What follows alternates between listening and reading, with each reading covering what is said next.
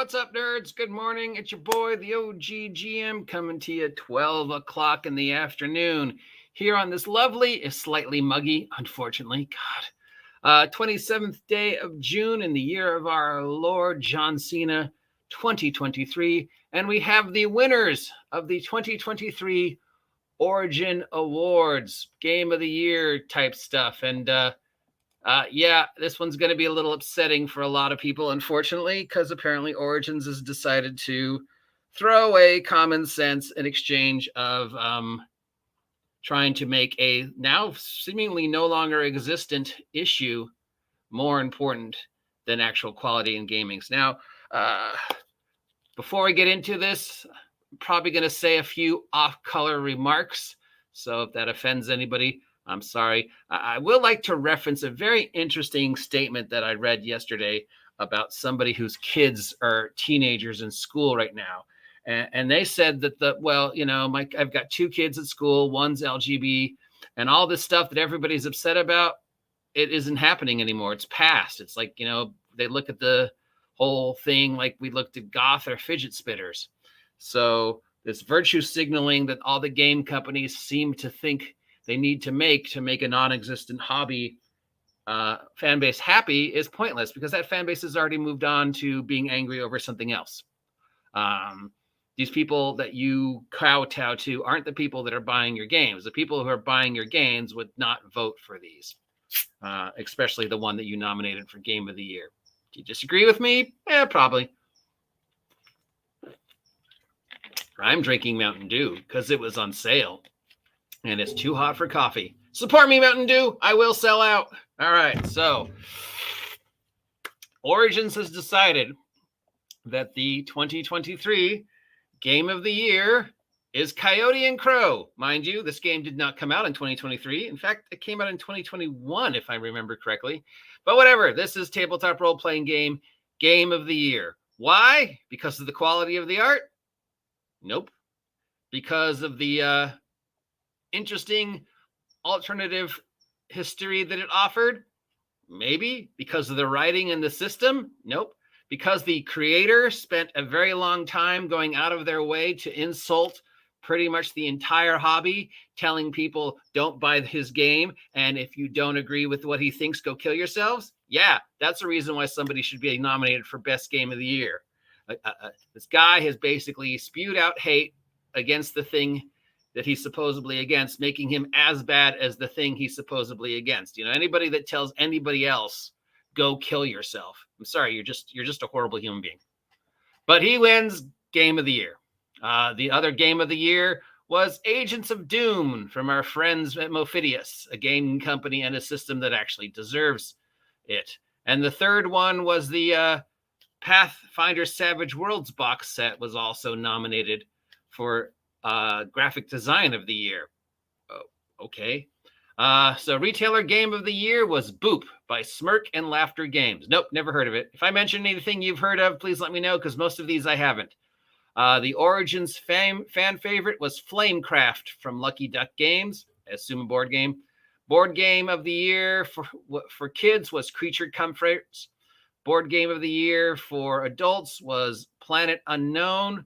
Board game of the year for best theme was Dead Reckoning, a board game based upon a video game. Yay.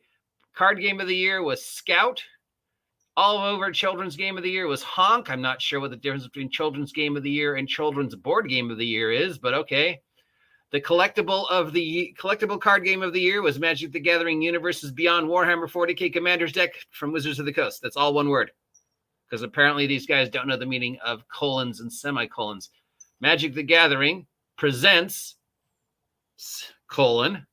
Universes Beyond. What is it called? And then Warhammer 40k Commander's Day. So just the Commander. Which one? All of them? Was there a specific one? Because there's like 4, right? But I guess they felt that of all the products that Wizards of the Coast made in 2022, the Warhammer 40k Commander's Deck was the best, which doesn't say a lot for Magic the Gathering in 2022. The best miniature game was Lion Rampant. The best RPG core is Coyote and Crow. Completely disagree with that. Best RPG supplement, Agents of Dune. Agree with that. Best accessory was deluxe board game train set from Little Plastic Train Co.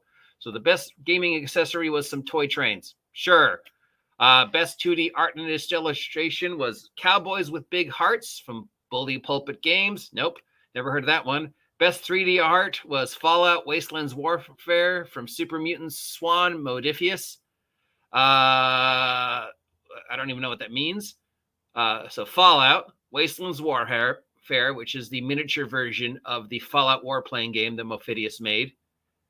Super Mutants, I guess that is a line of creatures in the Fallout Wasteland Warfare setting. And then Swan is the name of the specific creature that won. Art. So I think that's what it means.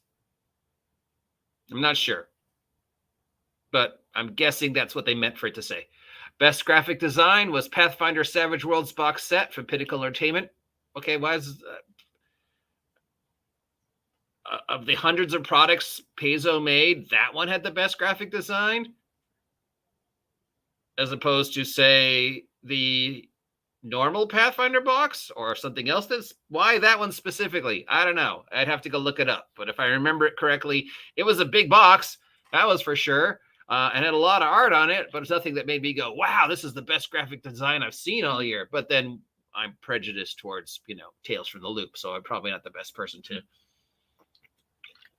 be judging graphic design and what I think is good. And the best review was Mind Management Review from Board Game Quest. I don't understand this. This is the second time I've seen this one. So are you nominating the review they did of the specific product and saying, oh, of all the reviews we read this year from all the multiple reviewers, this guy's review of this product was the best review of that product?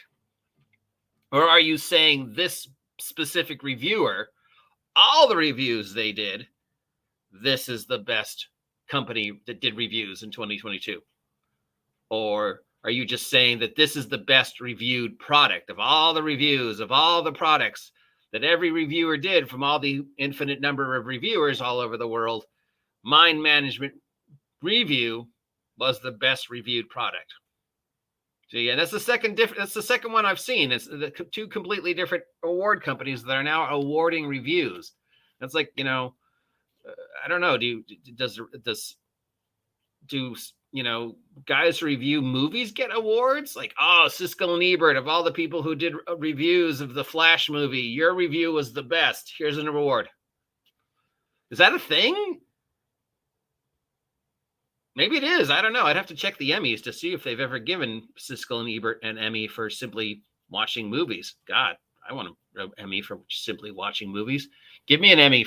Give me an award for reviewing games. I don't review games, but if I did, I'd want a reward. Give me a review award for giving me, all the news I give you guys every day. Nominee for that. Yeah. All right. So what are these? Any of these I agree with? Well, most of these games I don't know. So I can't agree or disagree on any of them. I can agree Agents of Dune. Modifius constantly knocks it out of the park. Everything they do is gold. So I definitely agree, even though I've never played it or run it. Sure, it deserves the award. Coyote Crow? Absolutely not. I don't care if it's the best role-playing game ever made. I don't care if Gygax himself came down from heaven and said, this game is the game I choose. No. The creator is trying to germ up clout chasing and attention by saying horrible things about people. Yeah, no. If you should have just talked about your game and whatever. Especially considering the game, didn't sell? I don't know. Anyways, that's my opinion. You probably disagree with me. Whatever. Controversy stirring seems to be the way to get results these days. So, yeah. I'll stir some controversy. I can sell out.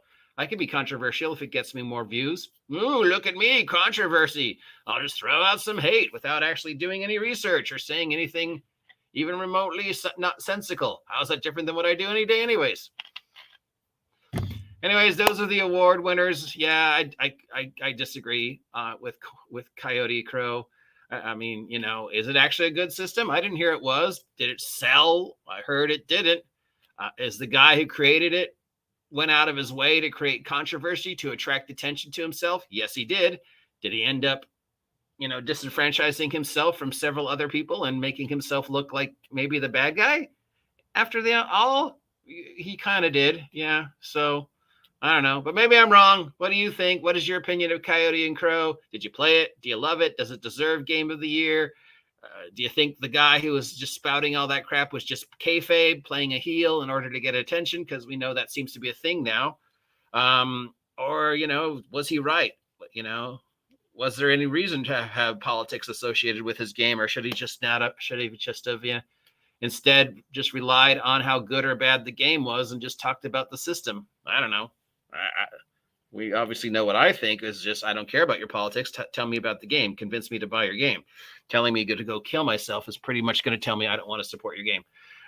But I'm an idiot, apparently. So, yeah, take what I say with a grain of salt. Make up your own mind. There's the nominees. Do you agree with them? Do you disagree with them? Have you heard of any of these games? Let me know what you're thinking. We'll be back. I'm sorry this is a little late. We didn't have power at Site B for a bit. So, yeah. Okay. See ya.